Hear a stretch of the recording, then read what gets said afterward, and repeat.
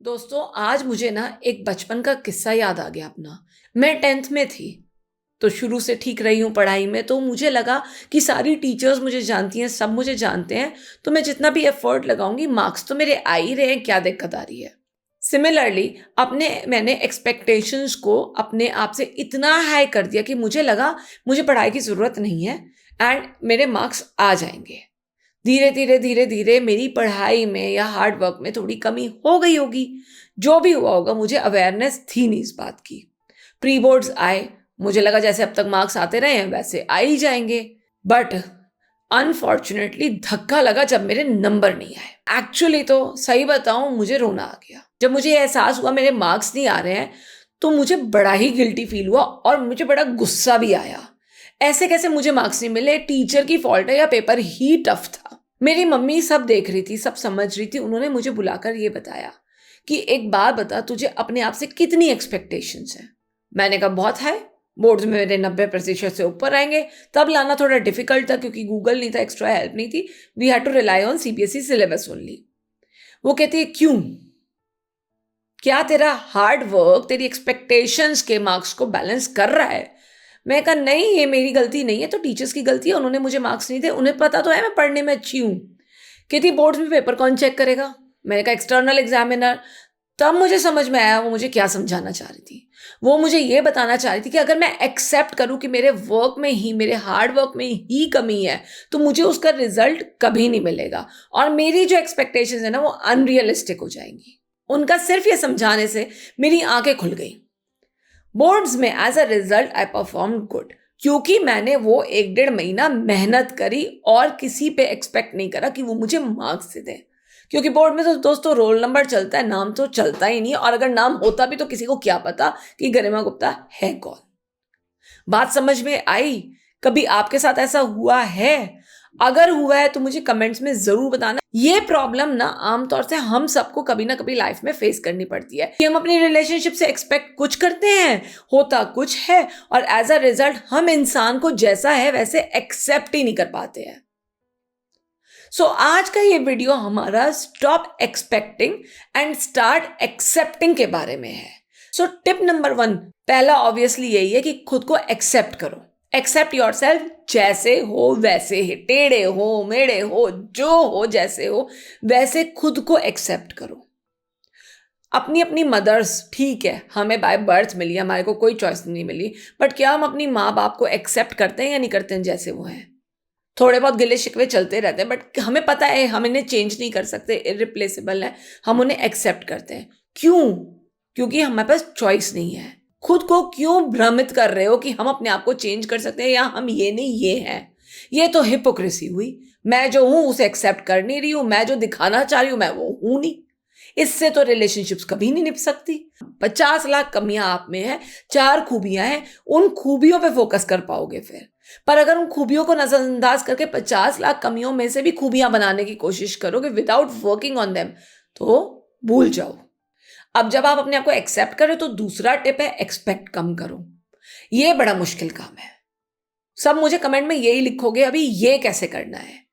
Expect कम करने के लिए आपको यह समझना होगा कि दूसरा भी एक इंसान है या आप भी एक इंसान हो सकता है आपकी परवरिश में कुछ चीजें ऐसी हो जो सोसाइटी के नॉर्म से, कल्चर के नॉर्म से सही या गलत के मापदंड में आती हो और दूसरे के में ना आती हो। तो अपनी एक्सपेक्टेशंस को आप उस दायरे में रखोगे तो आपके लिए ही अच्छा होगा। चलो अब हम ये क्या ही बात कर रहे हैं, पर जब हम एक्सपेक्टेशंस की बात करते हैं तो आमतौर से एक्सपेक्टेशंस हम सबसे पहले ओवर एक्सपेक्ट अपने आप से करते हैं। प्रोजेक्ट मिला है, हम ऐसी अनरियलिस्टिक डेडलाइंस दे देते हैं जो हमारा बॉस भी मान के बैठ जाता है और हम वहीं फंस गए। तो वो ही कमिट करो, वो ही प्रॉमिस करो जो कर सकते हो। दूसरों की एक्सपेक्टेशंस तब बढ़ेगी ना जब आप अपनी एक्सपेक्टेशन से ज्यादा कमिट कर रहे हो। So don't do that, don't overdo things. So और लोगों से भी यही एक्सपेक्ट करो जितना वो आपको कमिट कर पाते हैं। आपको समझ में आ जाएगा कैसे लोगों से डील करना है। तीसरा टिप है कि ग्रैटिट्यूड प्रैक्टिस करो। आपकी प्लेट में खाना है, सर पे छत है, पहनने को कपड़े हैं, इसके बाद सब बोनस है।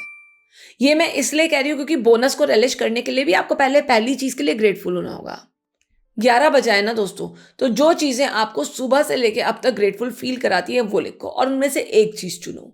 मैं हमेशा एक चीज़ चुनती हूँ, वो है कि आज मैं सुबह उठ गई हूँ। अगर नहीं उठी होती तो इतनी सब चीज़ें नहीं कर पाती अपनी ज़िंदगी में।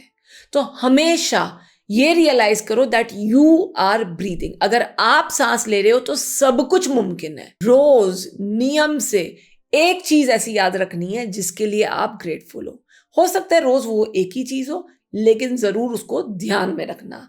चौथा टिप दोस्तों ये है कि आप आज में रहो, बी माइंडफुल। आज आप प्रेजेंट में रहो। जो पास्ट था वो तो कोई भी नहीं चेंज कर सकता। काश कोई हैरी पॉटर की जादू की छड़ी होती कि मैं सब चेंज कर देती, but that is not possible. हो सकता है नेक्स्ट मोमेंट आप यूपीएससी क्लियर कर जाओ, कुछ भी हो सकता है अगर आप प्रिपेयर कर रहे हो तो, है ना। इसीलिए कल का क्या भरोसा, आज में जी लेते हैं। आज हम ऐसा मेहनत करते हैं, आज हम अपने साथ इतने ऑनेस्ट हो जाते हैं, आज हम अपने रिश्तों में इतने ऑनेस्ट हो जाते हैं, अपने काम में इतने ऑनेस्ट हो जाते हैं कि कल जो होगा देखा जाएगा। आज हम अपना 200% हर चीज को देते हैं। सो आज में अगर आप जियोगे तो कल की वरी तो वैसे ही आपके पास वरी की तरह नहीं आएगी। आपको लगेगा आज मैंने इतना मेहनत करी है, कल इसका फल जरूर मिलेगा। यहाँ आप अपनी एक्सपेक्टेशंस भी कम कर रहे हो और यहाँ आप बाकी चीजों में भी आगे बढ़ रहे हो। जो रिश्ते आज साथ हैं उन्हें निभा रहे हो। सो आज एटलीस्ट एक इंसान को जरूर कॉल करना जिसको आपने कई दिनों से कॉल नहीं करा। चाहे वो आपका दोस्त हो, चाहे वो आपका रिश्तेदार हो, चाहे आपके छोटे हो, चाहे आपके बड़े हो। जरूर एक इंसान को आज कॉल करना और देखना उन्हें कितना अच्छा लगेगा आपकी आवाज सुन के। कई बार शक भी होता है किसी काम के लिए ही फोन आया होगा, तो आज वो शक भी दूर हो जाएगा। यहां तक कि गीता में भी बताया गया है कि जैसे फूल और फल दोनों स्वतः ही अपने वक्त पर उग जाते हैं और उन्हें किसी भी फल की इच्छा नहीं होती कि क्या होगा क्या नहीं होगा, ऐसे ही जो जो कर्म आप आज कर रहे हो वो फल अवश्य देंगे। अच्छा या बुरा ये मुझे नहीं पता, बट यथार्थ फल आपको जरूर मिलेगा, सुनिश्चित मिलेगा और समय पर मिलेगा। तो दोस्तों जिंदगी बेहतर से बेहतरीन बनाओ ताकि आपको भी पता चले कि एक्सपेक्टेशंस छोड़ के एक्सेप्टेंस से मुझे कितना सुख मिलेगा। पहली एक्सेप्टेंस किसकी होगी? हाँ जी, आपकी। आपकी होगी तो आपको ही अच्छा लगेगा। कमेंट में जरूर बताइएगा कि आप हमारी वीडियो भारत के किस शहर से देख रहे हैं ताकि हम आपका आभार व्यक्त कर सके। ग्रैटिट्यूड वाली एक्सरसाइज मुझे भी तो करनी है। और अगर आपको अच्छा लगा ये वीडियो तो प्लीज लाइक, सब्सक्राइब और शेयर करिएगा और से और लोगों को हमसे जोड़िए ताकि हम सब एक कम्युनिटी बनकर इस कम्युनिटी पे एक इफेक्ट डाल सकें।